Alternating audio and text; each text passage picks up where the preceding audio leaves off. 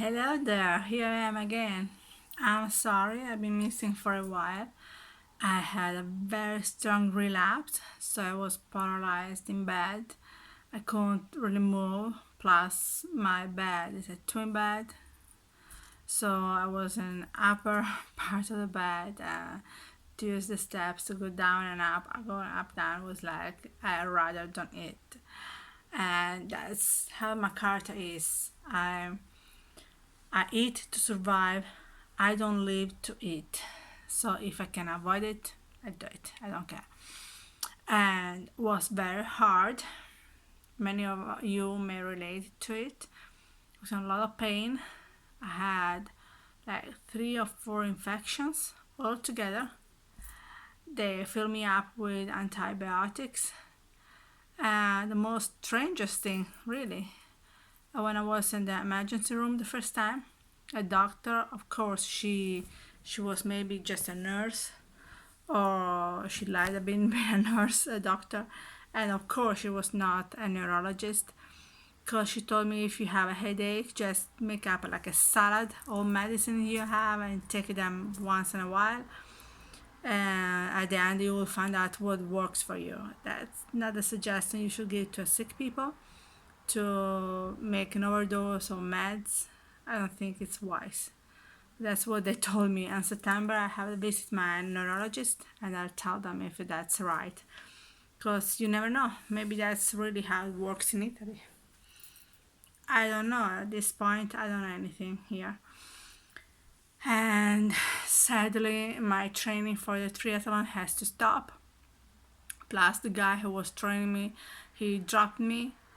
He said, who is ridiculous, he said I was not really sick and was to be ashamed to tell people I had MS if I'm not, if I have not. It's just ridiculous. But I'm kind of glad he thinks I don't have MS. Because it's better for people to think I'm healthy than to think I'm sick. And plus, another guy accused me I was like stealing money from the government. Here in Italy, you don't get any money from the government for having MS. So I don't know where he got this accusation from. And he told me he's gonna accuse me and sue me, and I'm gonna end up in jail. I spoke with the police, and they told me it's just ridiculous. And I showed them all the email he sent me was very offensive. I won't enter into details, and they told me not to worry. He was a crazy guy, but of course they can't do anything until he kills me, which is ridiculous really. But anyway, I protect myself anyway anytime I go on the street. What can I do? They don't do it. I have to do it myself.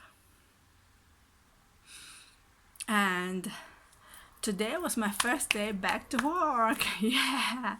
And on September, I'm gonna start my climbing course. Yay!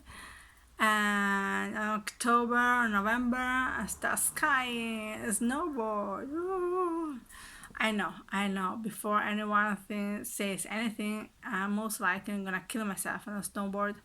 But if you have a mess, you know you live in a borrowed time, so you don't know how long you're gonna survive. I want to decide how I'm gonna die, so I chose the snowboard. So much funny.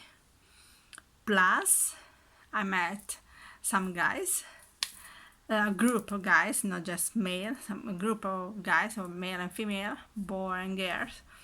I don't know. I don't care how ridiculous it may sound. We're gonna have like a group for ghost hunting. We still don't know the name of the group. The director chose for Ghostbuster just started, and then all together when we'll meet in September, we'll choose a proper name, and I'm gonna have a lot of fun. Plus, as I got no trainer because my ex trainer just dropped me, accusing me I was not sick enough. I don't know how could that be, but anyways, I start working as a volunteer and one of the most historic female soccer team. So, of course, I can't play. I'm 43. If a ball comes in on my face, I'm gonna die.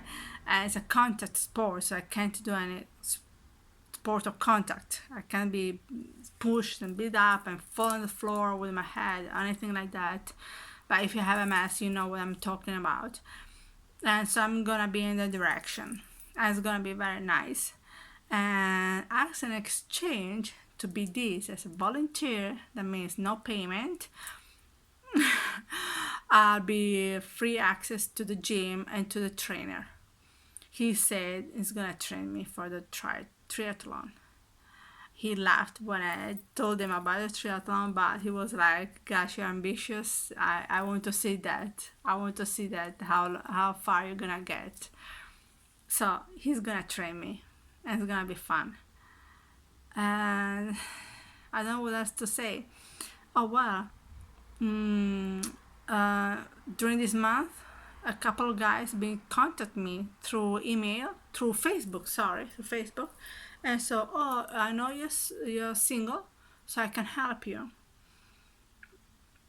And their offer, sorry, no, I lost it. Sorry again.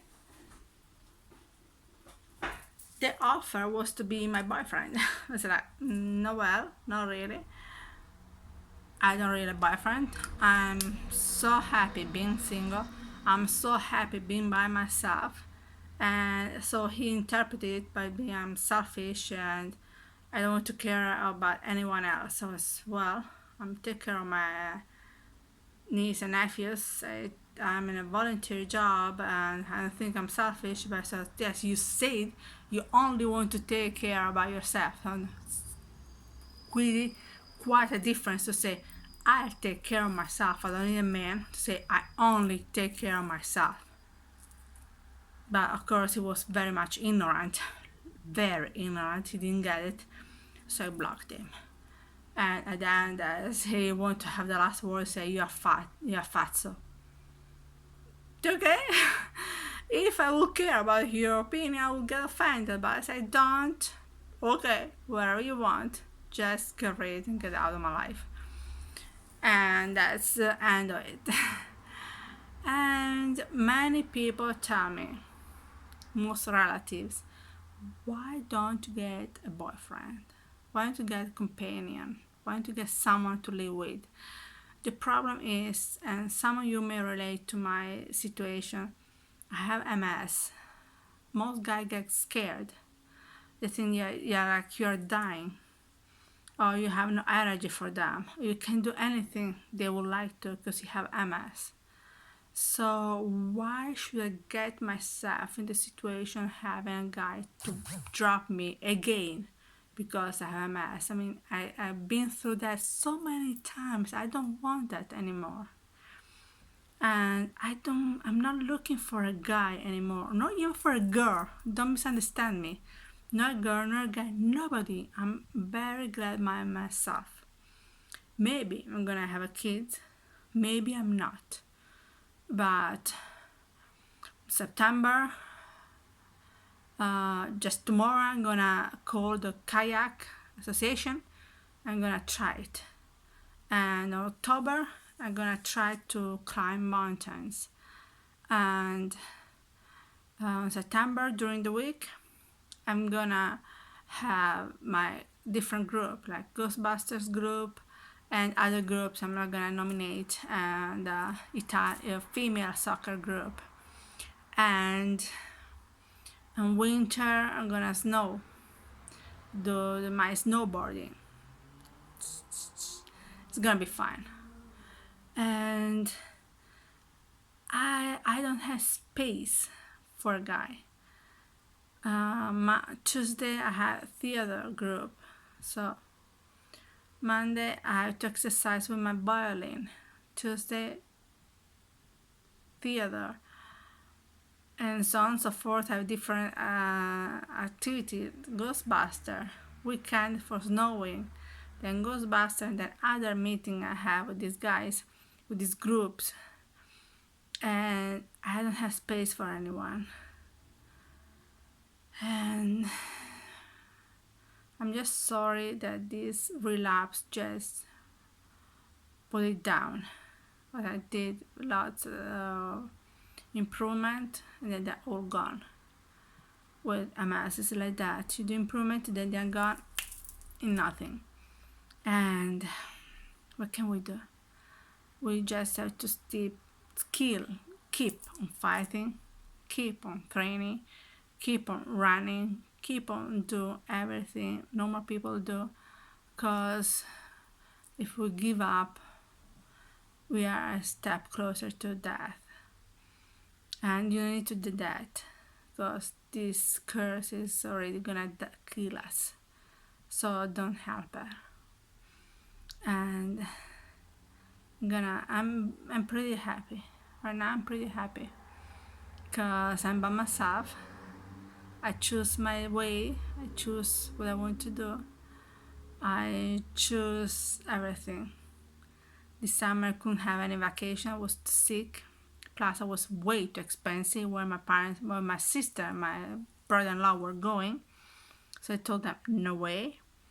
They offered me to go for 1 week, but I had to take the bus from here to the train station, then the train to Venice, then another train to the bus station, to the camp. I was like, no way I'm gonna get there dead. I was, no way I'm not gonna do that. They were not willing to pick me up by car. So this torture will be for 1 week and back. So, no, that's not what I'm gonna do. And pretty much I believe my parents need to miss me. They need to miss me. Mostly my mother, my father. But mostly my father, he thinks I'm giving. I'm here. I'm gonna do whatever he wants. Even I have a crappy character. He criticized my crappy character, my way of speaking, but he still calls me every time to solve his problems. I have no patience with that. I'm sorry. I know it sounds cruel to say I have no patience with my elder parents, but I don't. It's not like taking care of kids, because kids, once you repeat something to them once and twice and the third time, they still kind of remember it. For elderly people, they don't. They're like brats who wants everything. They want to be served. And plus, I have a very bad relationship with my father, and he's used to do these jokes that just made me mad. And I tell them, he gets upset. I was like, I don't care if you get upset. Stop doing this crap. And he gets upset but doesn't stop doing that. So when he tries doing with me, I'm just like, you know what? That's the street. Go take a walk. And you will think clearly what a bullshit you're about to do. And that's very hard to live with the elderly parents. I'm not I know they prefer to be with me than to be with other siblings, but I don't like it. I just don't like it. I'm sorry. You can call me selfish, you can call me whatever you want, but I just don't like it. So what can I do? What can I say, really? But that's my curse. I have to live with it. I have to face it. And if I would love to die, here in Italy is not legal. So anyway, let's be more positive. Come on, let's fight on. Let's go on. Let's look for all the positive points in your life. I'm gonna use my snowboard, and I found it in an offer, and this association in Italy to go with the bus in the snow, because I don't drive. My eyes is not good enough to drive. They're not that expensive. So let's see the positive side of everything. Because if I see only the bad sides, then I'm gonna throw myself from the balcony. No, life is not easy. I'm not gonna lie to you. That's not just a sickness, that's a curse. And I will tell you to whoever tells me you're sick, you're not cursed. No, that's a curse. Don't even try to tell me it's not. I'm gonna eat you up. No, that's a curse. It's a nasty curse. It's a deliberating curse. Even if the medication they gave you may stop it a little, then you still have all the pain. Your legs don't work every once in a time, like every month they stop working. And now my new purpose for this month is, for this year really, is to be able to walk even if my legs are not working. It's not gonna be easy, but it's doable, so I'll do it. And to all who keeps on telling me look for a boyfriend, look for a companion who will help you, just to think, once men get sick and older before women do, I don't want to be anyone nurse. No way. And second thing, I have at least the advantage of being single. First advantage, and then I'll let you go. First advantage of being single, you can eat wherever you want, whenever you want. Nobody can tell you what to eat, what to prepare, what time to eat, what time to prepare. But just by yourself. Do whatever you want. They can't tell anything about it. So I'm sorry for my face. I've been sick for over a year, for over a month, sorry.